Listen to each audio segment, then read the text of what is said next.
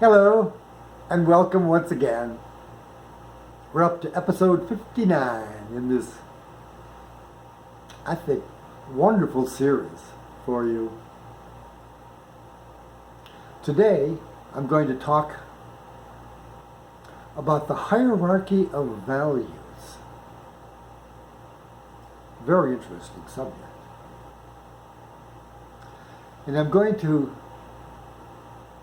align that with a discussion of Marxist falsehoods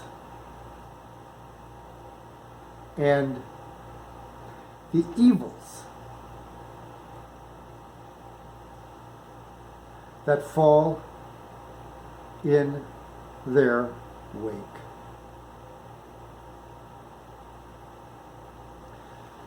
Sentimental, well-meaning socialists and liberal progressives, many of whom are truly just power-mad fools. Well, they think that all of our problems will be resolved, all society's problems resolved by using their methods, their egalitarian and utilitarian and progressive systems of governance, modern governing. They are just plain wrong. Their speculative ideologies and beliefs about human life are based on false assumptions,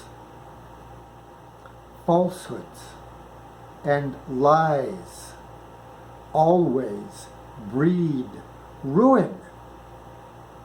History tells us of the ruinous implications of falsehood-based Marxist social philosophy and theory.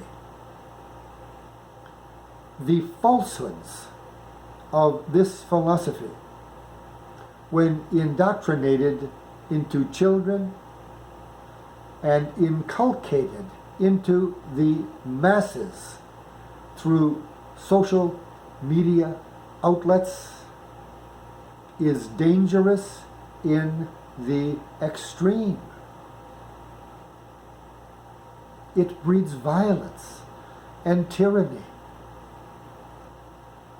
Evil, Marxist, socialist falsehoods seek to divide us with wokeness and cancel culture and identity politics and political correctness. They use fear and anger and hatred as their go-to political spears. They demonize their opponents. They encourage hatred between us. Adherents of this philosophy are wholly dismissive of our wisdom traditions. They deny the truths revealed to us by the spiritual geniuses of our ancestry.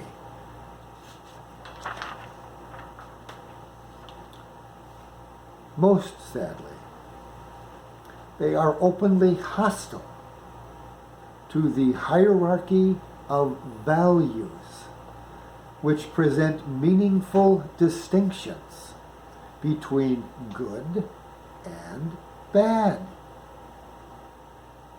between the saint and the sinner. The saint and the sinner are not of equal value. They are not equally good. One is better than the other, more morally upright, more ethically astute, more virtuous. These misguided liberal fools fail to grasp the great moral gulf between civilized behavior and uncivilized barbarism. They even applaud rioting in the streets, the destruction of property, disseminations of hatred for our country and for others in the country.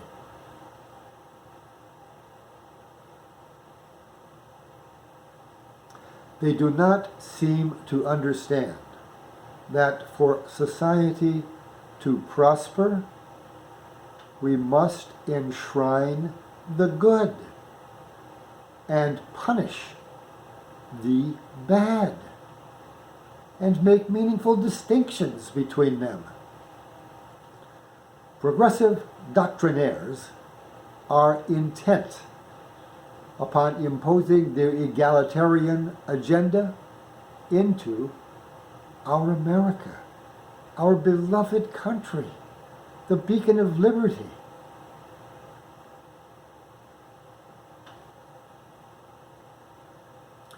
Their doctrine seeks to remove from the public consciousness any belief in a hierarchy of values.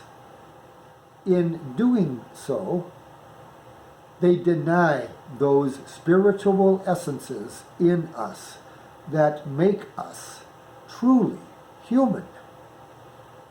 Their policies will impede our access to moral improvement, the pathway to happiness. Truly, the true pathway to happiness lies in virtuous living and the moral improvement that follows in the wake of virtuous living.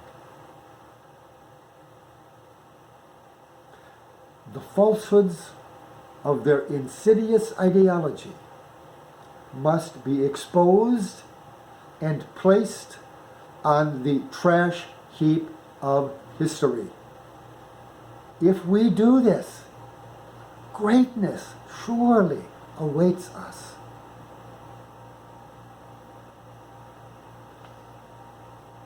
Let's just imagine for a moment what the liberal, progressive, modern utopia would look like. Just imagine this. Everyone is as well educated as everyone else. Everyone is stationed, rationed, and regulated by some fantastical, compassionate state.